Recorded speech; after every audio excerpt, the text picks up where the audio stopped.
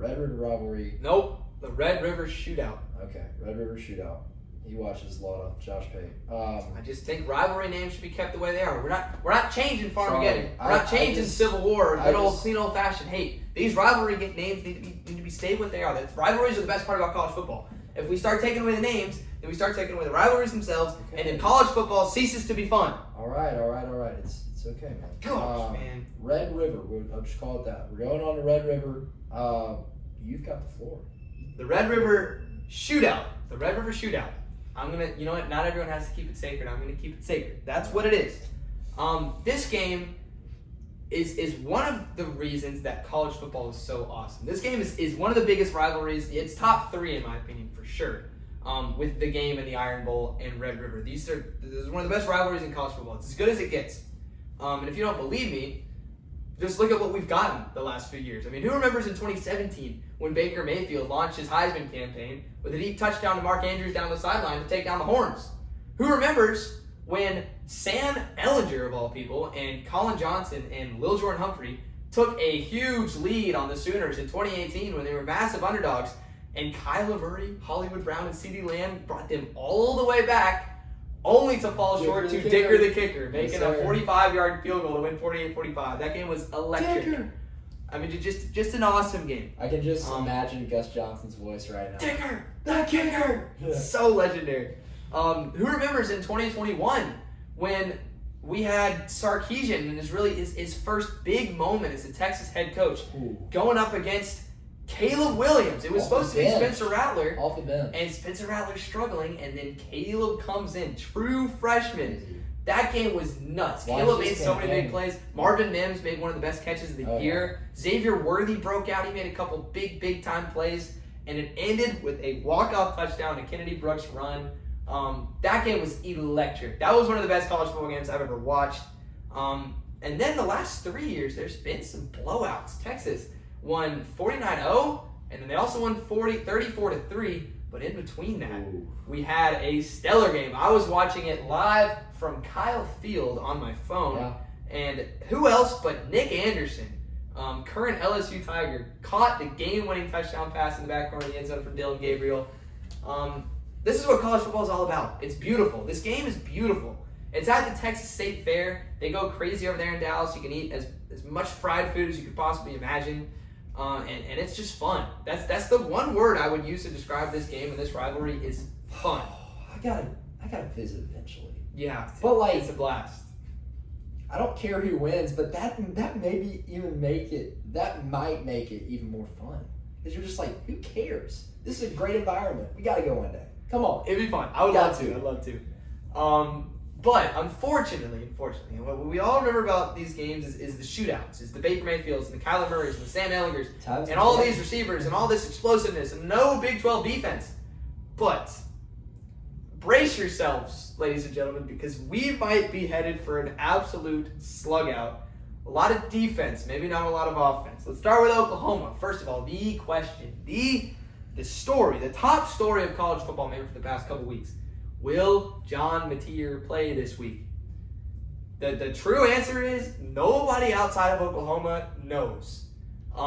Somehow they've done a perfect job of keeping it a mystery. I don't know how they're doing it, but literally nobody knows. So if John Mateer goes or if John Mateer doesn't go, it's really up in the air. If John Mateer goes, I don't know if he'll be 100%. It's a hand injury, so he's going to be okay athletically, but is he going to be able to make deep down the field accurate throws with a throbbing hand? We don't know. Or he could roll out there and be perfectly fine. We legitimately have no idea. What the heck? What a weird logo they've got for Missouri. Anyway.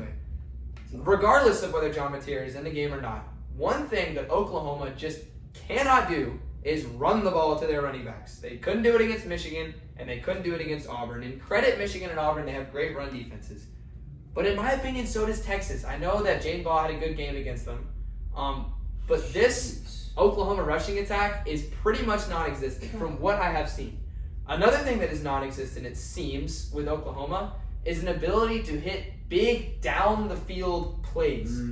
I mean, Deion Burks and Isaac Satania are really good players. Yeah. It is Isaiah, it's Isaiah. Mm-hmm. But I just don't trust them to really beat Texas's corners down the field. Yeah. So what does that create? It means what it's meant for Oklahoma all year. John Mateer has to make plays. He has to evade pressure, and this offensive line, I don't really trust it on Oklahoma. So he's got to get around the blitz. He's got to make plays with his legs and his arm. And I don't know if he has his arm. So I don't think Oklahoma's going to be able to do much offensively. To me, that's very obvious. But if you flip it around and you look at Texas's offense, they also can't run the ball. Their offensive line is garbage. You know, I'll lay off on Jack. It's like Emily and Harley at right guard and left guard is what this Texas offensive line is. It's terrible. I mean, and you know what? They're great people, but they can't block, and neither can these Texas guards. It's literally revolving doors. It's welcome to the backfield, welcome to the pocket, where we got a free pass for you. You don't even have to wait in line. That's what this Texas offensive line is. At least it's what it was against Florida. So if you think it's bad against Florida, Brent Venables is going to completely take advantage of that. I don't think Arch Manning. I hate college football media. They say Texas is struggling and then just pinpoint it's Arch Manning. Arch Manning was not the problem against Florida, at least from what I could see. I saw a team that couldn't run the ball and an offensive line that couldn't give him more than 2 seconds to throw the ball down the field. So what does Texas need to do? Sark needs to get in his bag and figure something out that's not inside zone or a deep pass play, because that's really all we've seen from Texas, and it's not working because you can't run the ball and your offensive line can't block. So Sark's going to have to get creative. I don't trust I don't trust Texas to move the ball against Brent Venables. So what does that mean? I think what is going to decide this game is field position and special teams. In my opinion, that is the biggest factor in determining this game. Who makes the special teams play? Who gets their offense good field position to score a touchdown or kick field goals? In my opinion, I think Texas is a slightly better coached team.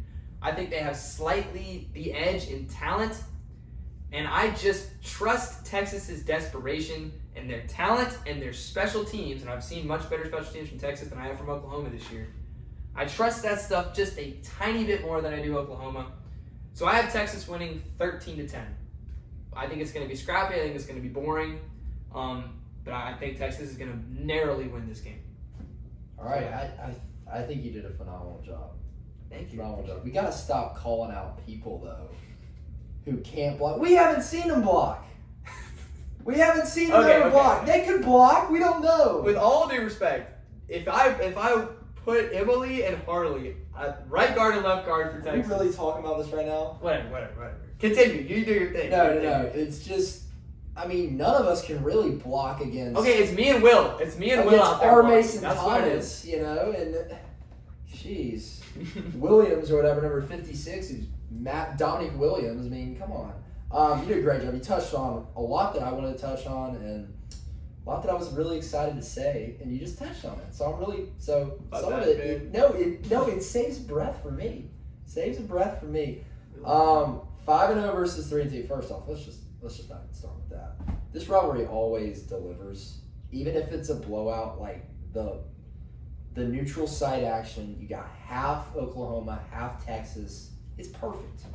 I don't ever want them to go to I know you may disagree with this. This is actually the only neutral site game that I support. I kind of like some of the neutral site games. I think they're unique. I know why you don't like them, but I mess with them. I mess with a couple of them. I mess with what Florida and Georgia's doing, going back and forth, Atlanta and Jacksonville and Tampa and stuff. I mess with that. But anyways, it's not what we're talking about. This rivalry is perfect. It is a perfect rivalry. It's a top 3 rivalry, as you said. It's 5-0 versus 3-2. Not many would have expected that. Not many were expecting Texas to roll in with these 2 losses as well. But the rivalry's like that sometimes. In 2022, it was a really disappointing game for both of them. It was both, Texas was so close to winning against Alabama at home. Oklahoma hadn't had a good year by any means. Was Rattler there that year, 2022, or was he already at South Carolina? I think he was at South Carolina in 2022. Well, Caleb Williams left, right, and everything, because they went to USC. So it just wasn't a good year for them. Texas blew them out. And that was kind of the one where I was like, man, Sark and this Texas team could be special. The past 3 years, they've been special. 2023 was great. Jubilation and surprise for both those teams walking into those games. So completely different than this year, where I think they were both undefeated going into that game too. Yeah, no, they were. Oklahoma haven't lost a game. But yeah, I think John Mateer will 100% get a snap.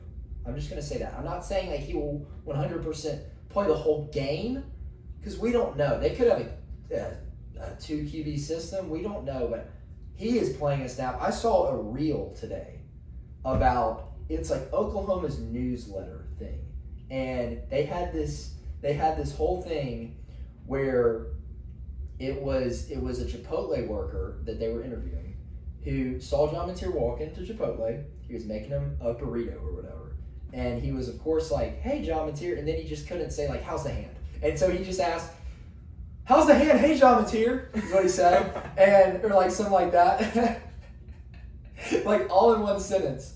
And he said was not wearing a cast, was not wearing anything. He was just had a couple stitches. That's all on like his little thumb, like just barely anything on his thumb. And Brent Venables all week, the past 2 weeks, he's just been very mysterious. Hasn't said, and he's played dumb. That's the thing. He's played dumb. Like he's like, I don't know. Is John Mateer even in Norman? Like he's literally been like that. He's been like, is John Mateer even in this city? I think John Mateer definitely plays. But if he doesn't, I don't think Michael Hawkins is elite or bad. I just think he's in the middle, and he's not John Mateer. That's all I'm going to say about that. OU has a terrible run game. As you said, I don't know what happened to Jaden Ott, like that whole experiment. They haven't even like gone to him. Like I think he has like 60 yards from no touchdowns this year. Like he has 60 yards. That's it. It's weird. I think a lot has to be said about players who miss spring practice with their team because he transferred late, which we won't see anymore with the new transfer portal window. But I think that's part of the reason. I mean, but like still, dude. Yeah, it's still ridiculous. Really weird. He was a great rusher, and he wasn't even 100% a lot of last year. And it's just terrible. But you know, QB runs have been good with Oklahoma, and I'll tell you what, Michael Hawkins is an even better rusher than John Mateer. John Mateer's got his own magic, but I'll tell you what, he's new. I was yelling at the TV versus Auburn though, abandon the running back runs. It's like, and what really grinded my gears was they had a 3rd down and 3, and they were up 13-10, I think, and they run it, and they don't even go for it. I'm like, obviously the ground game has not been working this game. Do anything. Don't give a running back run. So I was just like, abandon those RB runs. The best that they have is with the QB runs. That's what works best. But, you know, the question is, if John Mateer plays, like, how limited is you know, like he, like how limited is he? But I'll tell you what, Oklahoma in every game I watched, I don't know if this is just because they can't do it. You touched on, you know, how can John Mateer throw it downfield and everything? Like, can he throw it downfield? They don't try to, really. They don't try to stretch the field vertically at all, really. That's just not their game. That's not their game. They don't, I mean, I want somebody to find how many 25 plus air out throws. Like, I'm talking air out. I'm not talking just a straight bullet pass, a deep pass that they've had this year. Because every game I watched with them, I watched a lot of their games, they have not had it. And that's something when I was watching with my dad was like, I thought this offense was like super explosive. I'm like, well, first off, they're playing a good Auburn defense that obviously deserves credit, but they don't try to go vertical. Like they don't really. So something to watch for. Texas obviously has a good defense. Everybody's kind of just abandoning ship right now, saying, you know, well, they weren't able to stop Ohio State. Has anybody been able to? They held them to 14 points. It's not so bad. And then everything clicked with Florida because they had a good game plan last week. 29-21, they won.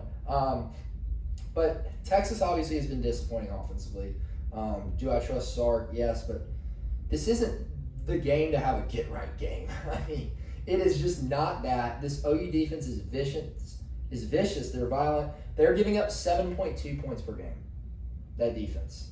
Number one in all of college football. Unbelievable. Their rush attack, you saw it against Auburn. Auburn isn't a great offensive line. Jackson Arnold was not great at getting rid of the ball. He had multiple times where it's just like, throw the check down, but still. Texas has been terrible rushing the ball as well recently. Now, granted, Sark didn't really allow them to last week. I think that's the big thing. Just get to the ground game. You have to keep them honest. I mean, that's something everybody learns. Like, that's something everyone who learns about college football, learns about any type of football early on in as a 7-year-old knows you have to mix it up, run and pass, because if you're one-dimensional, it makes it easy on defense. You have to keep them honest. They have to do that. I don't care if Weiser's not playing. I don't care if C.J. Baxter's not playing. I won't even lie to you. I didn't even make a pick for this game. I've been so back and forth. I want to pick Oklahoma. I think so many people are either writing off Oklahoma because they may not have their quarterback.